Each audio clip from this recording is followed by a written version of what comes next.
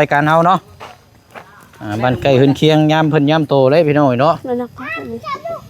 โอ้โอ้ระวังเรื่องหัวเด้อไป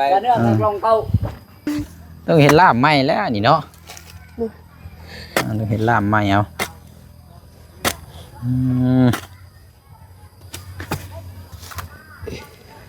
ทำอะไรยังเอาซะเนาะมื้ออื่นเราจังต่ออีกเนาะนายเพชรเอาลงแถวนี้แล้วล่ะอีกจักเข็มนึงสิบ่เซาบ่น้อยเนาะสักยาบ่สักยาเนาะเดี๋ยวเอาก็ตามสภาพอาการหรือปัญญาเนี่ยเฮาก็บ่เคยเข้ามันสิบ่เปื่อยบ่มันสิบ่บวมเอ้ยพะดงนี่มีแต่อันมันกินเอ็นปลงเอาปลงนี่กินเอ็นซั่นบ่พะดงพ่อเจ้าว่าเฮารู้สึกว่ามันปวดหม่องเอ็นได้เดี๋ยวนี้นะพอดีบ่เสียงกับทางทีมงานก็พูดคุยนํกันแล้วเนาะเรื่องสำหรับทางบ้านเฮือนซานแต่ว่างบนี่ยังบ่ทันได้มีมาพร้อมแต่ว่ามีงบตามที่เฮาแจ้งไปให้น่ะเด้อเฮาสิเอางบที่ว่าเฮาตัวนี้เฮาสิไปสั่ง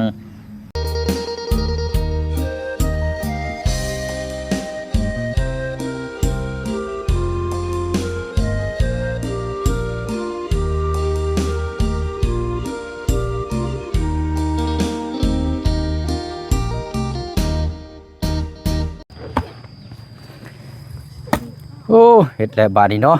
เอาเมื่อป้านคณะอยู่บ้านใช่เป็นหยังอันนี้เนาะเคยบ้านอยู่บ่คณะแบบป้านพายป้านหยังนี่เคยแต่อยู่บ้านเก่าตะกี้ก็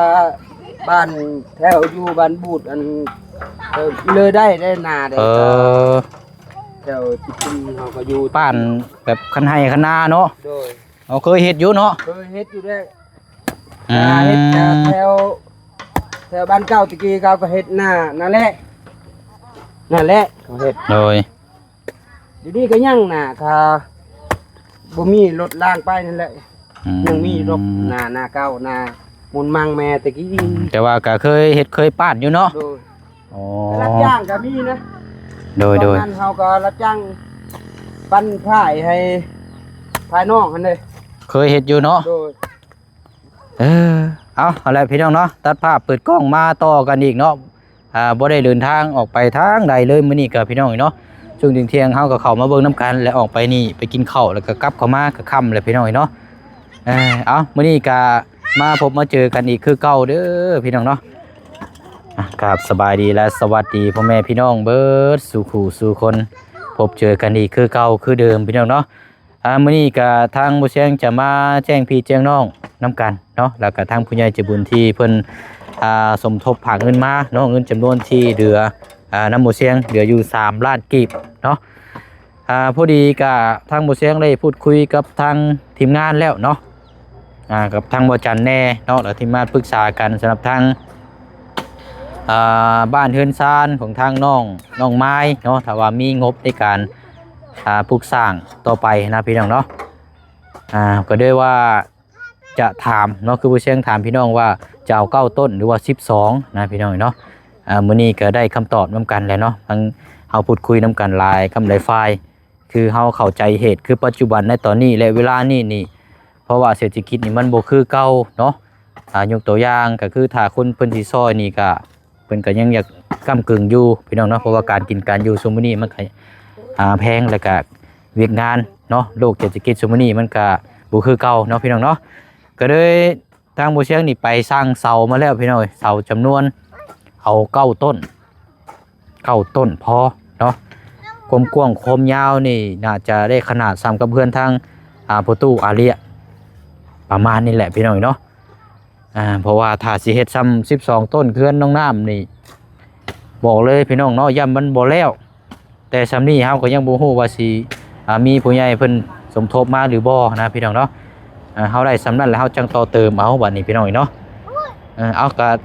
จำนวน9 ต้นเนาะเสานี่ก็จะใช้เสาบ้าแบบเดียวกับเพื่อนทางประตูอันนี้แบบเดียวกัน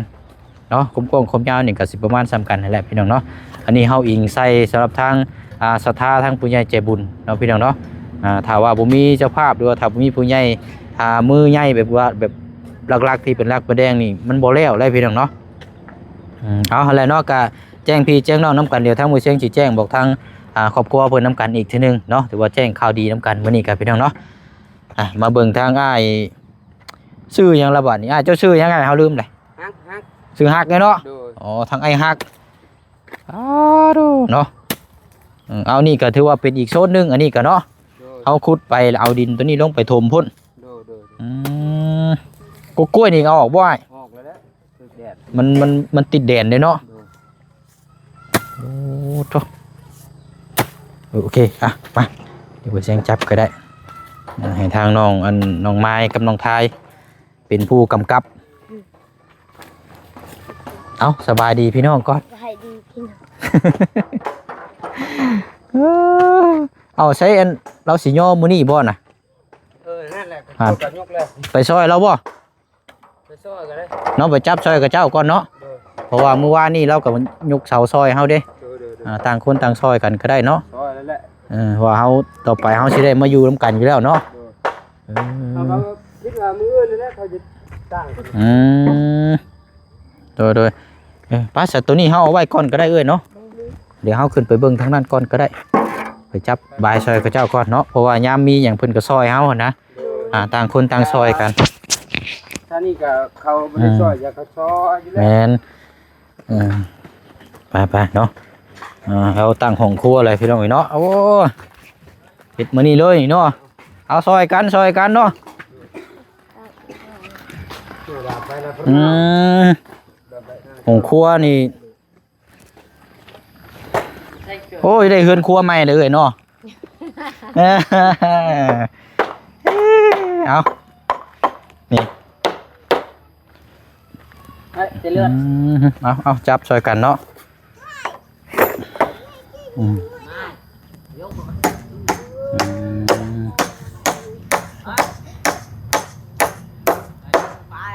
อ้เนาะย้ำออกดูลูกย้ำออกเด้อย้ำออกย้ำออกเด้อมันตะปูมันจิพงใช่ได้หาบอกเพิ่นนะลูกย้ำออกก่อน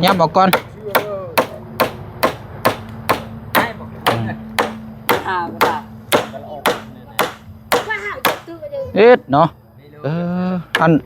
เอาเว้ยอันทางอันน้องน้ำไปใช้จะคือบ่เห็นเบิดมือเลยเหมือนไป อันนั้นไปขึ้นละหน่อย เอามีเวียกอยู่พุ่นบ่ไปลิ้นบ่ ไปเล่นมีเวียกแล้วละหน่อยไปเอา อ๋อป้าเนาะ ได้เลยบ่ เอาซอยกันเนาะ ปลา อันนี้เห็ดทรงโมเลนบ่อ้ายนี่น่ะเห็ดโมเลนไปคือเฮือนเจ้านี่บ่โอ้ แห้งไงเนาะ คักโดนี่เนาะ ได้เลยมาในเลย เอาจับซอยกัน ดีได้เลย เอาลงหน้าเด้อตะปูเด้อบอกได้น้อยยับออกไปพุ่นไหนไปปูพงใช่ได้โอ้เฮือนครัวเนาะเฮือนครัวเคลื่อนที่ น้องไม้ก็บ่เฮ็ดแบบนี้เด้อเอาเฮ็ดแบบนี้เด้อบ่ยังเบิ่งดิไม้ก่อนนะ ก็เป็น ฮะ ก็เป็น ให้พ่อเจ้านี่เฮ็ดแบบนี้โดด พอไปเฮ็ดเบียก เฮ็ดของครัวเคลื่อนที่โดดหนูอันนี้สามารถโยกย้ายไปได้เด้อเอ้ยเนาะ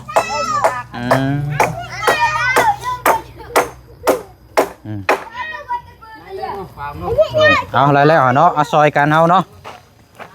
บ้านไก่เฮือนเคียงยามเพิ่นยามโตเลยพี่น้อยเนาะ นั่นนะอันนี้ โอ้ระวังเรื่องหัวเด้อ ไปเนื้อกลองเก้ากลองกะนัวอย่ากลองอย่านัวอย่านัวเลยฮะอย่านัวดูปากดูปาก เอาที่บอก อันแอมมันได้ซะเอ้ยเอายังแอม เอานั่นแหละมันพามาแล้ว พากระจาดบ่อ๋อเฮาสิมั่างเอาตัวนั้นเนาะ เอาตัวเก่า มั่างตัวเก่าไม่ใช่ตัวนี้เนาะ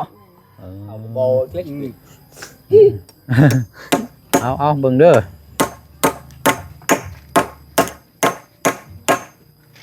ใต้เพื่อหายใต้ทางใต้ว่าละกันเอาดูก่อนจบเลยมาละกระหมาย เอาลงมาตอกลุ่มพี่ก้อนก็ได้ มาละเหลือกี่แกจะชั้นnhư thếเลยมาละเหลือจากทีนี้ก็ดิผมจะตามตลาดเลยเลี้ยนแกจะละมาดอกมาละเหลือ ไม่บ่ไม่กลมซ้ำเนาะ มาละก็เหลืออย่าบ่น cái bàn kia ấy bên mưa vì đã gì hết bác ได้เลย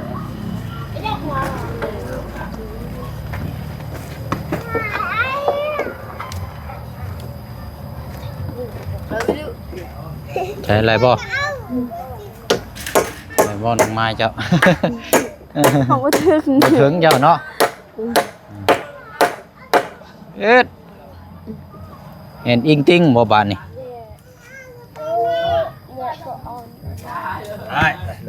ไปแต่งัดเด้อ โอ้ยบานนี่ระวังเลยเวลาหนึ่งเข่าหนึ่งน้ำเนาะพอบ่เปียก เงี้ยนะอัน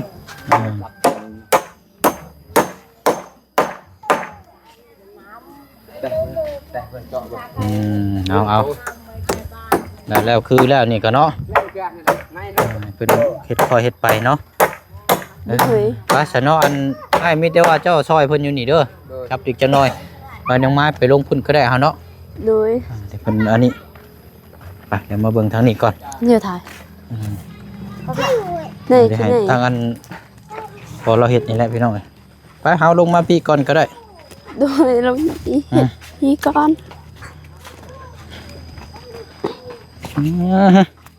จุ๊บ อันกวกจุ โอ้ปรับแล้วมันงามได้ดินเนาะ โดย คักๆอันนี้เนาะอ่า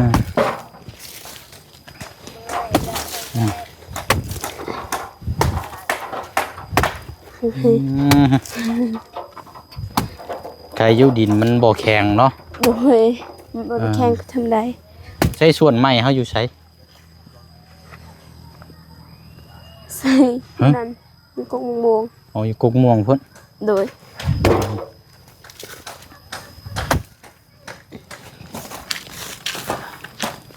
น้องไม้น้องชายระวังเด้อจกมันร้อนซ้ำเนาะ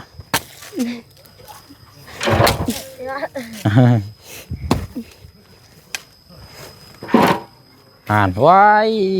ระวังเด้อหาจกเนาะต่อก่อนพอแล้ว ต่อก่อนหันช้ำเช่น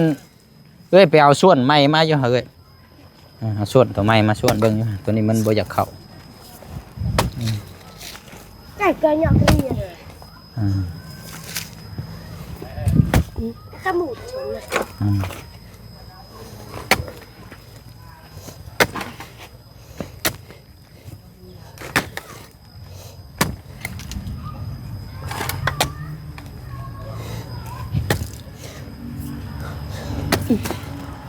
เอาส่วนไม้ก็ได้ลองเบิ่งเนาะเข้าคักอยู่บ่เอ้ย มา คักอยู่บ่ คัก เอาลองเบิ่งอยู่หะเดี๋ยวไปเช็คสิลองชวนเบิ่งกันหน่อยพี่ต้องชวนหมองนั่นพุ่นหมองที่ว่าเฮาขุดพุ่นมันจังอันนั้นแน่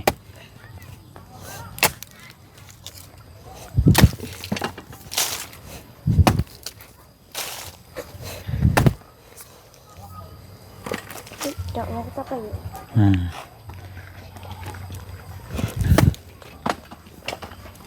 ไปเป็นยังไงน้องไม้ร้อนอยู่บ่จกเจ้า โดย ฮะต้องเห็นล่ามไหม้แล้วนี่เนาะต้องเห็นล่ามไหม้เอา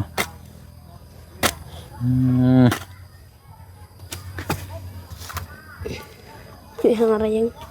อันว่าเจ้าขี่รถจักรมาบ่ โดย คันว่าอันนี้คันว่าเลิกจากนี้แล้วอันไปตลาดอยู่บ่เชียงสิเอาเงินให้แล้วไปซื้อเนื้อกินไปอยู่บ่ ไป ฮะ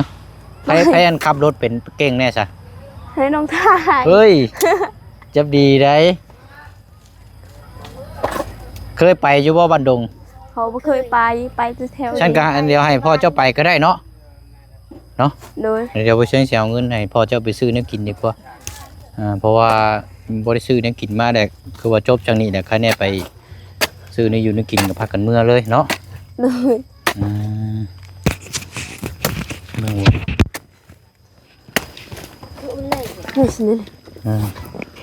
โอเค เอาอ้ายมีแต่ว่าหั่นแหล้วอันเฮาบ่ได้ซื้อแนวกินครับอันเจ้าเมื่อนี่บ่ได้มีแนวกินซั่นบ่ โดย อันน่ะเฮาเอาสิเอาเงินให้แล้วอันเจ้าไปซื้อลาบซีนก็ได้เด้อ โดย มาสู่ลูกสู่เต้ากินนี่แหละเด้อ โดย ให้กินให้อิ่ม โดย นอนพักผ่อนมื้อแลงเนาะมื้อก็เฮ็ดเวียกคือเก่าซื้อซีนนี่ก็สิได้อยู่2ชุดเอาแล้วแต่เจ้าสิซื้อเอาเด้อ โดย เอาให้เอาอันหนึงจำนวน 100,000 กีบเด้อ ขอบอกใจ โดยเอาได้อันเจ้าไปซื้อเลยก็ได้แล้วจบจนนี้แล้วก็พากันเมื่อได้ก็ได้เนาะผมก็ค่ำเลยเดี๋ยวจบจนนี้ก็แม่นพากันเมื่อละเด้อละ เดี๋ยวเขาให้เฮ็ดดีก่อนถึง จังน้อยบ่ โดย บ่ยันว่าห้านเพิ่นปิดหั่นนะ บอกให้ปิดดอกเก้าโมงก็หากะเปิด แม่นบ่ เที่ยบ่เที่ยกะเปิดเฮากะดอกเคยซื้ออยู่ โอเคเอาเดี๋ยวมอบตัวนี้ให้เจ้าเด้อจะเก่งได้เด้อ ใจ ซื้อนี่อยู่นึงกินแซ่บๆมาสู่ลูกสู่เต้ากินนั่นแหละเนาะกับบวกเฮาเองนะมันแหละเฮาก็เฮ็ดเวียกหนักเนาะเดี๋ยวเอาซะเนาะเฮาดุยน้ำกันตัวนี้จักหน่อยซะเนาะ ขอบใจเด้อ โอ้ยเป็นหยังล่ะเอาใช้มันเลี้ยวละบ่น่ะ แล้วก็ตั้งบ่มีไม้ ไม่เบิดสมบ่ หมดแล้ว ตัวไปเลย แล้วก็เฮ็ด เอาซะเนาะ มื้อนี้แหละ มื้ออื่นเราจังต่ออีกเนาะ นายเพะ เอาลงแถวนี้แล้วล่ะ โดยอารมณ์มันนำทางนำไปก่อน เนาะ โดยคอยอารมณ์มีทาง เลยบ่กันขุดแถวนี้ลงไปยังเพียงคักแล้วบัดนี้เนาะ โดย เอาได้เรารับแถวนี้นี่ยังงามแล้วอันอายาได้สาอยู่ก็ไผน่ะคือบ่เห็นเราอันนี้ ย่านะย่าก็เฝ้าไก่เฝ้าเฮือนนั่นแหละบ่มีมันทำบ่ได้ยันเสยไก่ เผาไก่เป็ดกาอยู่เฮือนนั่นแหละเนาะเราก็ หมู่บ้านก็ตายพุดตัวเดียวแล้วไก่คือกระทุนเขาอยู่จัก โอ้ยเนาะ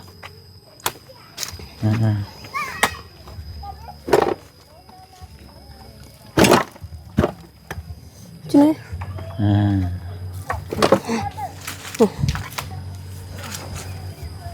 เอาเนาะอดเอาเดียวก็แล้วดอกเนาะ โดย คอยเฮ็ดคอยไปให้แหละเนาะว่าเฮาเป็นคนชาวให้ชาวนาเฮาเฮ็ดให้เฮ็ดสวนอยู่แล้วเนาะ โดยนี่ครับปลูกดินบางไม้หั่นน่ะ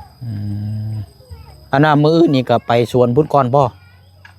หรือไปถอนหญ้ามันก่อนบ่มื้ออื่นแล้วกลับมาจังโมงซะมื้ออื่น มื้อน่ะสิกลับมากะต้นเที่ยงนั่นแหละ ช่วงเที่ยงๆเนาะไปอันน้ำกันเบิดเลยบ่ บ่นั่งมานั่งทายกะมันกะบ่ให้ไปได้รถมันกะเลยกะเพน อ๋อคันบ่ไปมันต้องขี่รถจักรนี่เนาะบ่ได้เลยซ้อน3ซ้อน4เนาะ เส้นทางมันยาก เดี๋ยวล้มลงเจ็บอีก โดย เนาะ มันตก เพื่อนกะ ฉันกับน้องไม้ก็อยู่เฮือนชานก็ได้เนาะ โดย เบิ่งเฮือนชานน่ะมาเบิ่งปรั๊บหน้าดินเท่านี้ท่าเนาะ ที่ว่ามื้อกะให้กะเขามาเอาดินตัวนี้กะทมอยู่นี่แหละ ขุดเอาแถวนี้ชะแถวนี้แหละเนาะ โดย เราก็เฮ็ดเวกให้ส่วนตัวเจ้านำในได้เนาะ โดย บ่ได้เฮ็ดตอนนั้นแหละก่อนตอนแรกเฮาจะมาเฮ็ดพี่น้ำเนาะ โดยแล้วก็ปันกันเฮ็ดนะ แม่นแบ่งกันเนาะแบ่งหน้าที่เนาะ หน้าที่ก็เฮ็ดอันนั้นครึ่งนึงอีกครึ่งนึงว่า เลย เฮ็ดได้ก็อันนี้ก็อยากได้ท่านั้นก็อยากได้ คือเนาะ เลย ให้มันพักหน่อยนึงแต่ว่าติกี้ก็มันก็มาเฮ็ดซอยเฮาอยู่แล้วก็ปีก้านี่ก็เฮาไปนอนอยู่ป่าก็เลิกก็มันแลไปส่งเขาเวลานอนอยู่ภูอยู่ป่านะ ไปส่งเขา น้องไม้น้องท่าน อ๋อมันเจ้านอนอยู่ภูพุ่นบ่ โดย แลนทั้งลูกๆนี่ไปส่งข้าวส่งน้ำ เวลาได้หน่อไม้หาหน่อไม้ได้ขายก็ซื้อข้าวสารซื้อหยังก็ไปส่งนอนอยู่ป่าก็เลี้ยงน้องนำแน่ทางระยะอยู่ไข่เป็ดไข่ไก่ก็โตแล้วก็ให้คนขายว่าขายก็ซื้อข้าวซองข้าวสารให้ลูกเด้อว่าซื้อน้ำมันแน่ นะ มาขายได้รถเก่านี่ประหยัดนิดนึงได้รถเฮานี่จ้ะ ติดก็ง่ายเนาะ ติดก็ง่าย ติดก็ง่ายยันก็ ซ่อ ง่าม ย ซ่อมตลอดนั่นแหละ เอาเนาะลงใช้เอาลงนี่แล้วเนาะ เจอกัน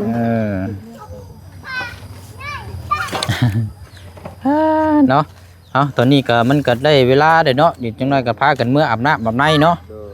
โดย เอาฉันรบกวนพากันมานั่งอยู่นี่ก่อนก็ได้เบิดทุกคนเนาะเดี๋ยวบ่เสียงสิแจ้ง เยอะ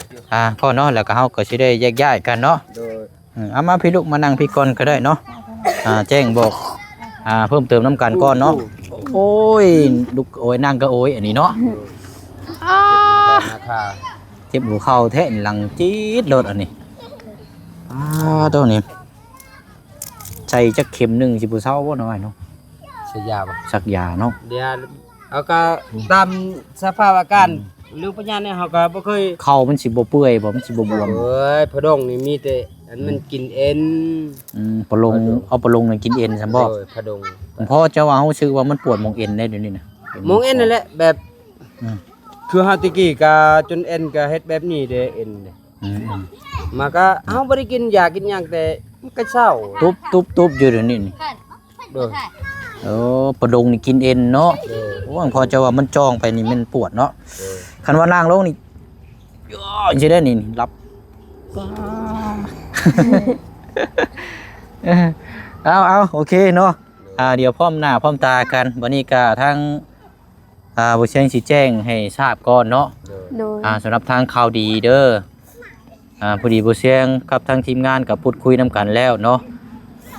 เรื่องสำหรับทางบ้านเฮือนซานแต่ว่างบนี่ยังบ่ทันได้มีมาพร้อม โดย แต่ว่ามีงบตามที่เฮาแจ้งไปให้นะเด้อเฮาสิเอางบที่ว่าเฮาตัวนี้เฮาสิไปสั่งเฮาไปสั่งเสามาแล้วเนาะ โดย เสาจำนวน9ต้นเด้อ โดย เสาจำนวน9ต้นเสานี่สิเป็นเสาต่อบากแบบคือเฮือนทั้งประตู7ปีนี่แหละ โดย เนาะทั้งประตูอันนี้แหละเพราะว่าถ้าเฮาเอาเสาตั้งนี่ซื่อนี่มันก็บ่มีความหมายหยังนะตั้งแต่มันล่มตั้งแค่นี้เสาบ้านนี่เฮาเอาน็อตจับเอามันจึงอยู่เนาะ แม่ เดี๋ยวเฮาเทพื้นถมเลยยังเน้นบัดนี้นะเอาตอนนี้ได้เสาตั้งเด้อจำนวน9ต้นเด้อ โดย เอาวันนี้ก็มีแต่ว่ารอติดตามบนน้ำกันอีกว่าสิมีข่าวดีมีหยังมาเพิ่มเติมอีกแน่เนาะ โดย มีหยังเดี๋ยวทางมือเชียงมาแจ้งให้ทราบเนาะ โด ถ้าบ่ ย มีก็มีแต่ว่าเฮาก็เฮ็ดเวียกงานเฮาปกติไปเนาะ โดย เพราะมันก็ขึ้นอยู่กับผู้หาผู้ชมผู้ใหญ่เนาะคือทางน้องทายก็เคยเว้ากับผู้เชียงว่าแล้วแต่บุญวาสนาเฮาเราเคยเว้าแบบนี้เนาะ โดย เอาแหละมีแต่ผู้เชียงมาแจ้งให้ทราบก่อนเด้อมีแต่ว่าเฮารอรุ่นนํกันบัดนี้หลังจากเฮาแจ้งไปแล้วนี่เสาร์ว่าสิมามื้อใด โดย แต่ว่าก็เทื่อเพิ่นเทเพิ่นหยังก็ใช้เวลาอยู่เนาะเต็มที่ประมาณอาทิตย์หนึงพอได้เนาะเพื่อมันแข็งโตเนาะเอาโอเคแล้วเสียเด้อ โดย ได้เช้ากับทีมงานว่าบอกร้านนะว่าร้านบอกพอกับอยู่เพื่อนนั่นแหละ โดย กันคือเช้ารักนี่ตัวซื้อกะเฮาก็บ่ได้แจ้งกะเฮาก็เลิกกับไปแหละพูดนี่แหละอายไปช่อนำกับคนที่ปีทางน้องน้ำ โดย กันเพิ่นก็บ่อยู่กะเขาบ่ได้ลงนั่นแหละ โดยเอาเฮาได้เนาะก็มีแต่รอติดตามเบิ่งนํกันอีกบัดนี้เนาะทั้งเสาทั้งหยังถ้าว่ามีหยังเพิ่มเติมจังได๋เดี๋ยวเฮามาแจ้งทราบนํกันเนาะหรือว่าพร้อมทั้งทีมงานเด้อ โดย เอาจังได๋ก็สู้ๆไปนํกันนั่นแหละเนาะตอนนี้เฮาต่างคนต่างเบิ่งแย่งกัน มันเป็นครอบครัวเดียวกันเนาะ โดย ผู้เบิ่งนํผู้เบิ่งผู้แย่งคือนํกันเบิดนั่นแหละเนาะให้เข้าอกเข้าใจนํกันเด้ออ้ายเด้อ โดย ไปอะไรเนาะมีแต่ว่าเฮ็ดวิเฮ็ดงานต่อบัดนี้เนาะถ้าอ้ายก็ไปซื้อกับข้าวกับน้ำก็ได้เด้อค่ำมืดเลยเอาเดี๋ยวให้ทางอันโดยเอาเดี๋ยวให้ทางน้องไม้น้องไทยอันดาฝากขอบมุกขอบใจทางพ่อใจดีในเด้อ โดย ที่เพิ่นได้สมทบซื้อที่ดินนี่แหละมื้อนี้บ่แซงก็ได้แบ่งเอาเงินจำนวนนั้นไปสร้างเสาตีนเฮือนมาไว้ให้ซุมเจ้า โดย จำนวน9ต้นนี่แหละเด้อ โดย เอาอวยพรอวยชัยให้เพิ่นในลูกหลานให้เพิ่นได้รับได้ฮู้แน่ โดย น้องไม้ก่อนก็ได้ ขอบใจเด้อทางพ่อเจดีทางแม่เจดีทางลุงเจดีทางคุณยายเจดีให้โชคดีมีแหงให้ร่ำให้รวยให้สุขภาพแข็งแรงไปสิ่งใดมีแต่โชคดีให้สิ่งใดให้สำเร็จให้สิ่งใดให้มีให้สาธุให้โชคดีเด้อใจเด้อ แล้วน้องทายลูกเสียงแหบๆดังๆจังน้อยเนาะเอา ขอบใจเด้อทางผู้ใหญ่ใจดีอยู่ดีมีแห้งให้ลำให้รวยไปทางใดก็จะโชคดีนอนได้เงินหมื่นตื่นได้เงินแสนเงินล้านเด้อสาธุ กดติดตามในเด้อทางว่าเสียงเด้อ โอ้เอา thank you เนาะขอบใจละลายเอาอยู่ดีแม่งมื้ออื่นพบพ่อกันไหมเฮาเนาะโดยเอาสู้ๆไปนำการอาบน้ำอำในกินข้าวกินน้ำเด้อโดยเอาสบายดีเด้อ ที่ทุกคนอยู่ในต่างประเทศยินดีน้องมาน้องทายนะเด้อว่าจะได้เฮือนได้ซานคือเมืองคือบ้านเพิ่นให้ผู้ใหญ่ใจดีอยู่ในต่างประเทศกายินดีครอบครัวคือน้องมาน้องทายสิมีสิรับชมในเด้อว่าในคลิปในเบาเสียงให้ได้อกตกใจให้อยู่ดีมีแห้งให้พัฒนาสิ่งใดให้รวยสิ่งนั้นให้ได้เงินได้มือได้เงินได้คำได้สุขภาพและจะให้แข็งแรงกับในทีมงานทุกๆคนเนี่ยยินดีน้องมาน้องทายเด้อสิจ้า โอ้ยเอาไปเฮาบัดนี้เนาะโอเคไปบัดนี้แยกย้ายเฮาบัดนี้เนาะทำมือพอดีแล้ว ไปเนาะยังว่ากันพี่น้องเนาะฮะกะจำนวน9ต้นเด้อพี่น้องเด้อเนาะความกว้างความยาวนี่ตามซ้ำเพื่อนทางประตูอันเนี้ยเนาะความกว้างความยาวพี่น้องนี่อันนี้เฮาเว้าด้วยเหตุปัจจัยเพราะว่าเนาะคือฮู้ในตอนนี้แหละพี่น้องถ้าเฮ็ดใหญ่ลานี่งบบ่พอนี่มันสิบ่แล้วอีกแต่สำนี้ก็ยังงบยังบ่ฮู้ว่าสิมีมาหรือบ่นะพี่น้องเนาะอันนี้บ่เชิงก็สิสร้างเสามาไว้นี้จักยามไหลเลยพี่น้องเนาะจังสิได้เฮ็ดถ้าว่างบมาไว้ก็แม่นว่าได้เฮ็ดไว้แต่ว่าบ่มาบ่ไว้ก็มาเสาเฮาก็แล้วก็มีแต่ว่าเฮาสิตั้งไว้นี่แหละเนาะเบิ่งแย่งนํกันนั่นแหละเอาอะไรพี่น้องเนาะก็ขอมุกขอบใจขอบุญขอบคุณพี่น้องเฮาFC บดสุขุสุคนเด้อเนาะเข้ามาเหมาะสมแล้วก็เป็นกำลังใจให้ออกความคิดเห็นนํกันเนาะพี่น้องเนาะก็ถ้าสิให้บ่เชิงตัดสินใจคนเดียวน่ะก็เป็นไปบ่ได้เนาะพี่น้องเนาะบ่เชิงก็ต้องปรึกษาทีมงานและพี่น้อง FC เนาะเพราะเฮาเป็นครอบครัวเดียวกันพี่น้องเนาะแต่ว่าเฮาก็ต้องเบิ่งเหตุเบิ่งปัจจัยว่าอันใดพอสู้ได้บ่หรือว่าสู้บ่ได้เนาะเฮาเบิ่งเหตุเบิ่งปัจจัยนํกันเนาะพี่น้องเนาะมีหยังเพิ่มเติมเดี๋ยวแจ้งพี่แจ้งน้องนํกันอีกเนาะมื้อนี้ลาไปก่อนบ๊ายบายเด้อพี่น้องเด้อสบายดี